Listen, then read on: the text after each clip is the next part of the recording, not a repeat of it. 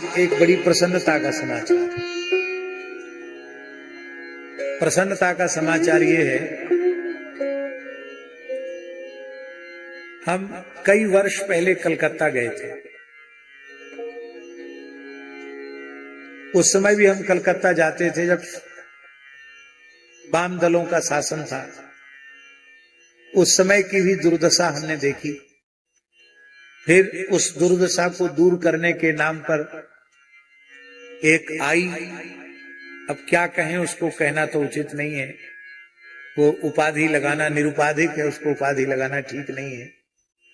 वो आई और उसने अपने 15 वर्ष के शासन में बंगाल को बांग्लादेश बना दिया।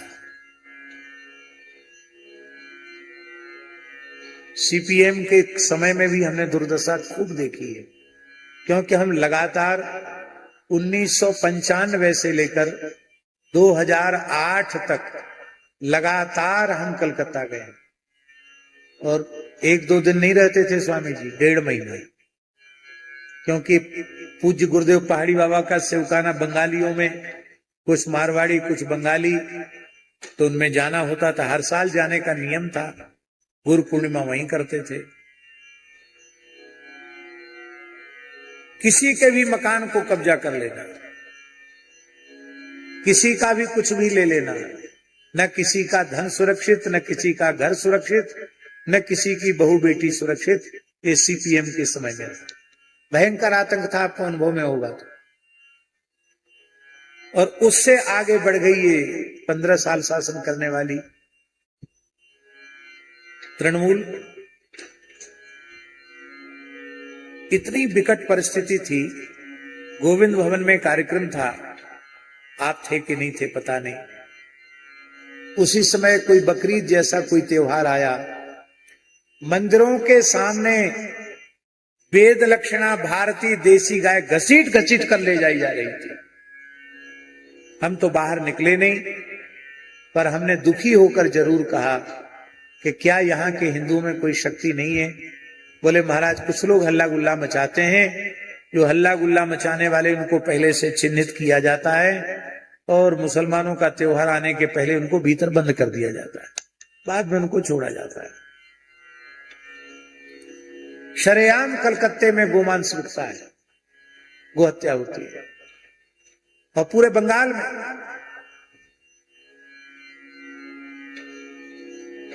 और धन्यवाद देंगे बंगाल के सनातनी हिंदुओं को, उनका हम अभिनंदन वंदन करते हैं कि इस बार उन्होंने साहस बटोर करके सनातन के नाम पर मतदान किया और एक उस अपवित्र राक्षसी आसुरी शासन को उखाड़ फेंका। हमारे मन में कुछ भाव हैं अचिंत जी, कि हमारे पूज्य गुरुदेव भक्तमाली जी ने अपने जीवन में जहां जहां कुछ विशेष वे विराजे हैं, जहां उनके जीवन चरित्र का विशेष संबंध रहा, वहां कुछ न कुछ उनकी स्मृति में होना चाहिए। तो भगवत कृपा से सब जगह हो चुका है लगभग। नैमिषारण्य में भी जहां कुर्सी गांव गोदावरी गोमती जी का तट, वहां एक भूखंड लिया गया है। निकट भविष्य में वहां एक गुरुदेव के नाम से गौशाला और एक गुरुकुल वहां स्थापित किया जाएगा, क्योंकि महाराज जी का जन्म कुर्सी गांव में हुआ, भूमि वहां ले ली गई है।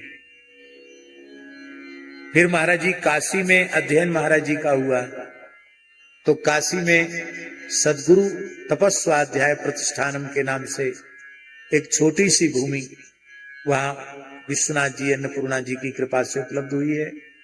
वहां विरक्त संतों को विद्वान बनाने की योजना है।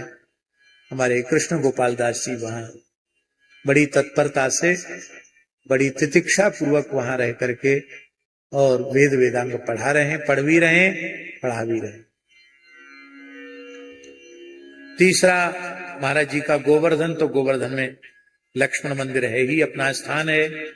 सूर्यश्याम गौशाला अपना स्थान है, रामायणी कुटी अपना स्थान है। गोवर्धन में बहुत स्थान है महाराज जी की स्मृति के, तो सब अपने ही हैं। वृंदावन में मलुकपुर महाराज जी का है, विंध्याचल में भी महाराज जी ने तप किया है, तो विंध्याचल में भी एक भूमि भगवती के निकट और एक जहां महाराज जी पर्वत पर तप करते थे, उस जगह भी एक भूमि उपलब्ध है। अब जब समय आएगा तब उसका निर्माण होगा। अयोध्या में भी भगवत कृपा से जल्दी ही व्यवस्था हो रही है। अयोध्या में भी महाराज जी की, क्यों महाराज जी अयोध्या के से संबंध था, अयोध्या में भी स्थान होगा।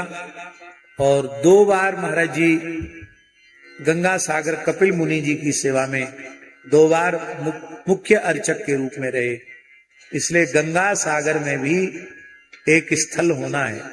तो हम गए थे कपिल मुनि से, गंगा सागर से प्रार्थना करके आए थे, संकल्प करके आए थे। जब ये आसुरी शासन समाप्त हो जाएगा और भारतीय सनातन संस्कृति का समादर करने वाली विचारधारा शासन में आ जाएगी, तब हम गंगा सागर में भी गुरुदेव के नाम से एक स्थान की स्थापना करेंगे। तो अब उसका मार्ग प्रशस्त हो गया है। आज पूर्ण बहुमत के सहित कोलकाता नगर में शुभेंदु अधिकारी ने मुख्यमंत्री पद के रूप में शपथ ग्रहण की है। अब हम ऐसा विश्वास व्यक्त करते हैं, यहां से उत्तरकाशी विश्वनाथ और गंगा जी की ओर से भी उन लोगों को आशीर्वाद देते हैं। जब शुभेंदु अधिकारी जी को सबसे पहला काम, भारतीय जनता पार्टी को सबसे पहला काम, जो गो तस्करी बांग्लादेश में हो रही है वो पूरा बैन उस पर हो जाना चाहिए।